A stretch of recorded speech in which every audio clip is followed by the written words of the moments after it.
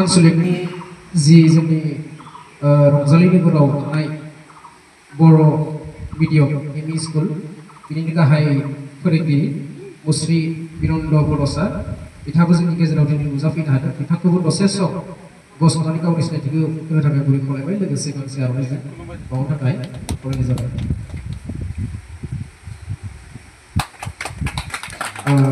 दिनैनि जि मुहुरतनि गोथार सान, बे साननि जि जोंनि दावगाहारिमु आफादनि बिथांखौबो गावनि सिनायथिजों लोगोसे गांसे आर'नाइजों मान बावनो थाखाय गुरै खावलायबाय। सफर नार्जारि गोजोननाय थाबाय।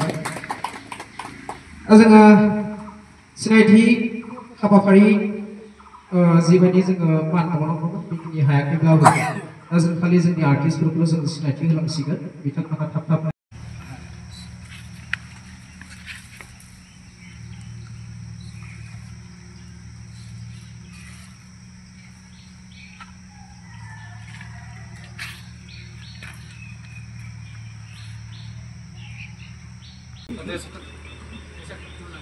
बे गोथार समाव आङो साथाबनायखौ आंनि गोसो गोरबोनि मोजां मोननाय आरो सिबिनायखौ जासिग्रोनाय जाबाय।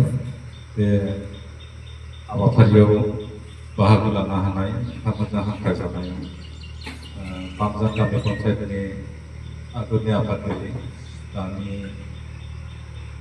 बर' आनसलिक इउबिअनि आफादगिरि पुनित बसुमतारी बिथां, आंजों बाहागो लाफानो हानाय धोनसिरि जिल्ला बर' थुनलाइ आफादनि नेहाथारि मानगोनां बिनन्द बड'सा बिथां, जोंनि सासे हारिमु बिथिंनि सासे दैदेनगिरि, सासे करिय'ग्राफार जोंनि मानगोनां सपन नार्जारि बिथां, बे हाबाफारियाव बाहागो लानो हानाय उत्तर भुटान गामि पन्सायतनि आगोलनि आफादगिरि रबिला बसुमतारी आरो बिथांमोनजों जोंनि मीरा आबदारि मालिया गाहाय मोनसे बिबान लागोन होननानै फाव लागोन होननानै मिथिनो मोनदों। आरो जोंनि सासेबाव बे बिथिंनि सासे गोसो गुदुं अमृत बसुमतारी बिथां, जोंनि उबिराम दङ, पुरास दङ, मानगोनां नोंथांमोन। आसलथे आङो बेनि सिगां सानसे नोंथांमोना बेबादि हाबाफारि लादोंमोन आरो बेनिफ्राय सुंद' मोनसे